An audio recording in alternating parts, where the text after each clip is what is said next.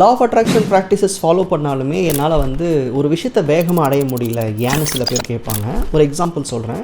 இப்போது ஒரு ஊருக்கு நீங்கள் போகணுன்னு நினைக்கிறீங்க. அந்த ஊருக்கு போகிறதுக்கு 2 விதமான பஸ் இருக்குது. ஒன்று வந்து நம்ம லோக்கல் டவுன் பஸ், அது எடுத்திங்கன்னா அந்த இடத்துக்கு போகிறதுக்கு ஆல்மோஸ்ட் ஒரு 2 days ஆகும். ஏன்னா ஒவ்வொரு ஸ்டாப்பாக நின்று பீப்புளை ஏற்றி அடுத்த ஸ்டாப்பில் இறக்கி மெதுவாக போவாங்க. இன்னொரு ஆப்ஷன் இருக்குது. அந்த பஸ் எடுத்திங்க அப்படின்னா வித்தின் 1 day போய் சேர்ந்தோன்னு வச்சுக்கோங்களேன். நீங்கள் எந்த பஸ் சூஸ் பண்ணுவீங்க? நமக்கு வேகமாக போகணுன்னு ஆசைப்பட்டோன்னா அந்த செகண்ட் பஸ் தான். எடுத்தோன்னே எந்த ஸ்டாப்லையும் நிற்காமல் போகிற பஸ் தான் நம்ம சூஸ் பண்ணணும்னு வச்சுக்கோங்களேன். ஆனால் நம்ம ஈர்ப்பு விதிக்குள்ளே வரும்போது இங்கே தேவைகளை குறிப்பிடும்போது நம்ம என்ன முடிவு பண்ணிக்கிறோம்? இங்கே பாருங்கள், நான் வந்து பில்லியனர் ஆகிறேன், நான் பெருசாக சொத்தெல்லாம் சேர்க்குறேன். ஆனால் அதுக்கு முதல்ல நான் வேலைக்கு போகணும்ல, அப்போ அதுக்கு முதல்ல நான் படிக்கணும்ல, அதை படிக்கிறதுக்கு எனக்கு வீட்டில் டைம் கிடைக்கணும்ல, அதுக்கு ஃபீஸ் கட்டுறதுக்கு பணம் வேணும்லன்னு சொல்லி உங்களுடைய அந்த பெரிய இலக்கு அடையிறதுக்கு நடுவில் 10 ஸ்டாப் பிரிச்சுக்கிறீங்க. அப்போ உங்கள் சிந்தனை எதுவுமே எண்ட் ரிசல்ட் மேலே இல்லாமல் தற்காலிகம் இருக்க தடைகள் மேலே தான் போகுது அதிகமாக.